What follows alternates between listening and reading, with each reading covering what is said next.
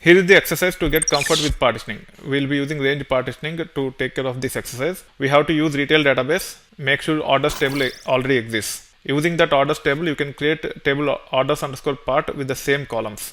Partition the table by month using range partitioning on order date. It has 4 columns: order ID, order date, order customer ID, and order status. And we are expected to create the table using range partitioning on order date. As part of the data, we have data related to 2013 July through 2014 July, which is 13 months, and hence you have to add all the 14 partitions, 13 based upon the date and 1 default. Here is the naming convention.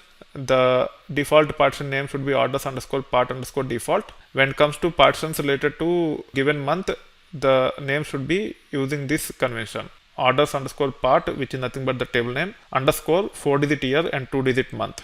Then you have to load the data from orders into orders underscore part, and you have to validate to ensure that the data is copied into the partition table without any gaps. For that, you have to get count on orders underscore part as well as all the 14 partitions. You should get 0 for default partition, and all the records should be distributed using the other 13 partitions. Also compare the count against orders. The count between orders and orders underscore part should be the same. That's how you can validate whether the data is copied properly into the partition table or not. You have to get the count on orders underscore part, which should be equal to orders, and also you have to get count on each and every partition to ensure that data is distributed based upon the number of records in each month. And the default partition should not have any data, because we are supposed to create partitions to support all the months we have as part of our data.